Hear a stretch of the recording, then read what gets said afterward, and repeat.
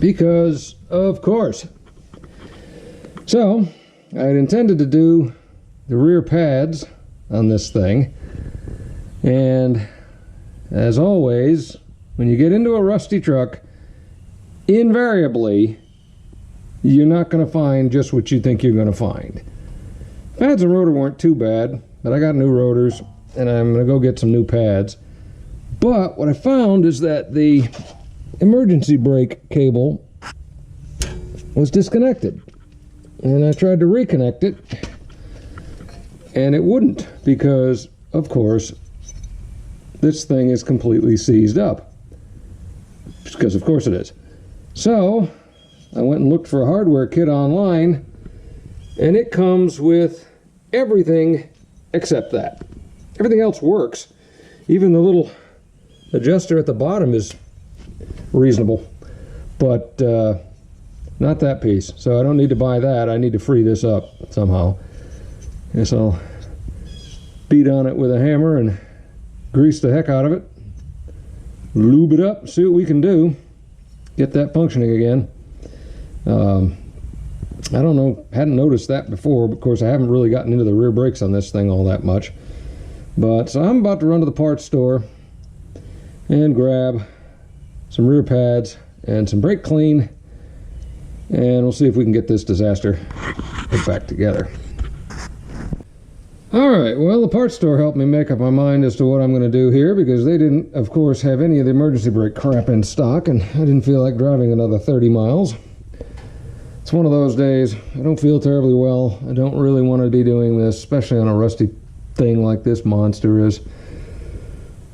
But if I don't do it, who is? And it needs to be done.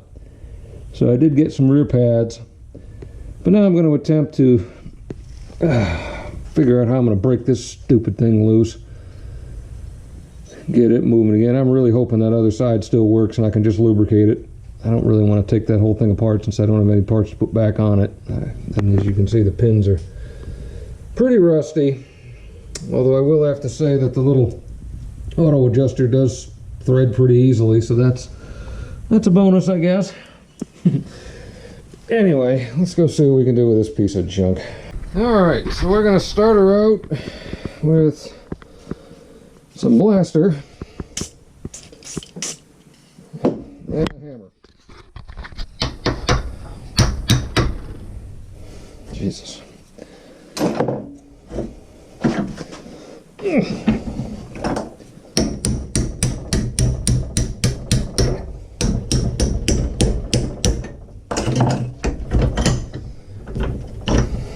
That's working about as well as I expected it might.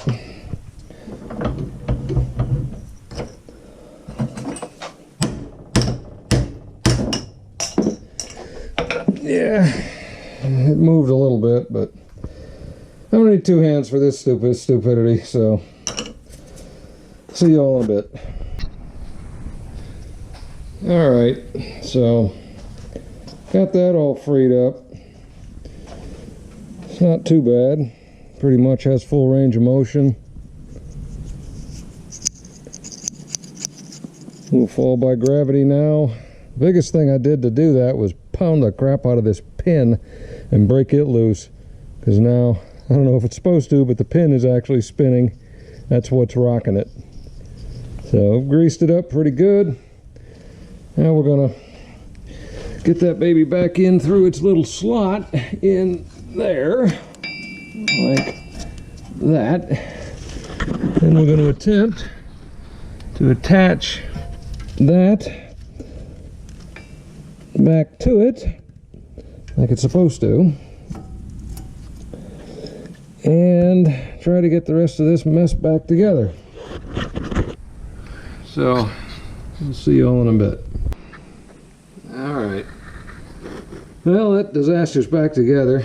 These are kind of the weirdest things I've ever seen. Instead of just having the ones where you, little round ones where you push in and turn 90 degrees, they didn't put a spring on it. So this is a spring clip that you got to kind of push down, then turn that thing 90 degrees, and then it slides out. There's one on each side. This is back in. Really getting the whole thing together is not bad. You've only got one spring at the bottom with the adjuster, and one spring at the top. The biggest pain in the butt was getting that dumb thing reseated in there so that it'd stay on. It worked. I had to jiggle around with the parking brake cable. It took a little bit of wailing and gnashing of teeth, but I think we got it, and I think it's going to function for now. So I'm going to go get my new rotor, and then what I'm going to do is put the new rotor on there and then make some adjustments to this wheel such that it fits without dragging, with a little bit of clearance. Because this isn't a drum brake, this is your emergency brake. So your drum brake, you'd have potentially a little bit of drag. This thing, I don't want any drag. I want all clearance, because I don't want it touching at all when this thing's running. So we're gonna go get the new rotor and see how much tweaking we gotta do. Okay, so that took a little tweaking, but she's pretty good.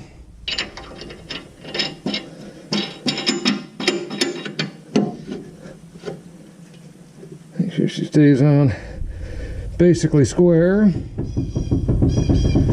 The other thing I found out is this thing is a limited slip. Oh yeah, that pedal feels so much better. Oh yeah, that's more like it. She's working, and that silly thing doesn't look like it's going to come out, I hope. So that's good. Now excuse me, I can get back to what I started to. I've already cleaned these rotors, used the gloves to keep the dirt on my hands from getting onto the rotor when I cleaned them with the brake clean. So I need to touch it up just a little bit. But now we're going to do the pad service on these, and I think the pads I have are literally just the pads. So we're going to spread this out, knock these apart, and put the pads in and rock and roll. Reference: old pad, new pad. So there is a distinct possibility at 140,000 miles that these could be original. It may be the second set. What I'm amazed at is that the bushings that the housing slides on are actually pretty good. They're slick, not bad at all. So no leaks. There probably will be in the hose by the time I get done with this. But we're going to load the pads, try to get them on this thing. All right, got them all in there. Spray them down with a little bit of brake clean, because I did get my dirty fingers on them. And now we're going to put that caliper back on, which is just these two 18mm head bolts. Go in from the back, get that whole thing together, and this side will be done, I hope. All right, well that's on. Stepped on the brakes a few times. They released.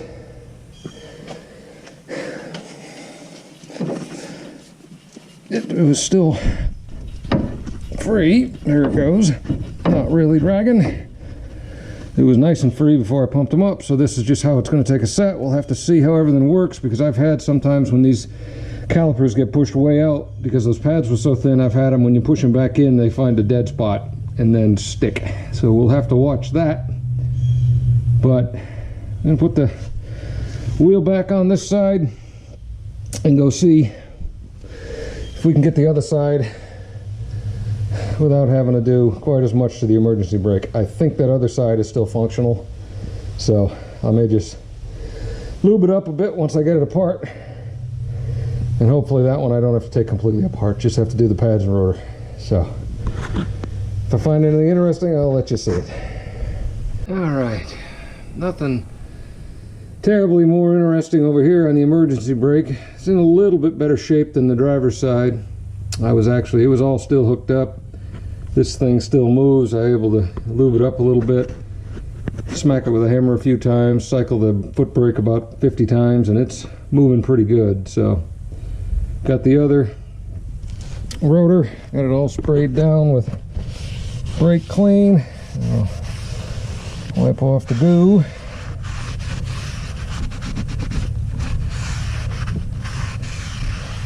Get ready to set that emergency brake and mount this thing.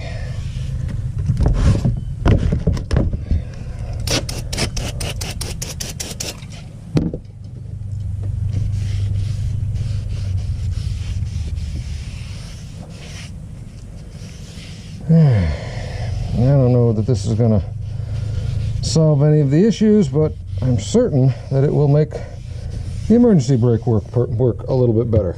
So that on there now, and that one went on pretty nicely with no adjustment of the e-brake, so that's cool. That's really good. So now we're just going to do the same thing we did to the last one. Hopefully these pins are freed up, although they look, yeah, they may be all right. Get them pads out, piston squished in, new pads in, bolted on, done. Hopefully. Yeah, those were pretty past it. And back on. Everything seems to be good. Good rotors, good pads, no leaks, emergency brakes sort of working. So we're gonna get this wheel back on, get her on the ground, and take it for a quick test.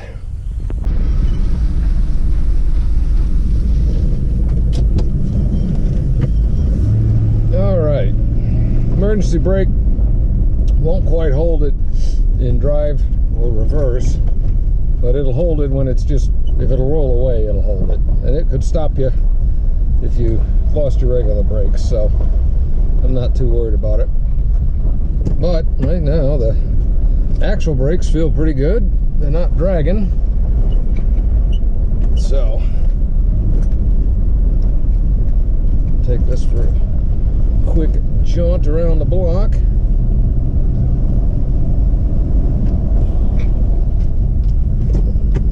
Yeah, they feel pretty good.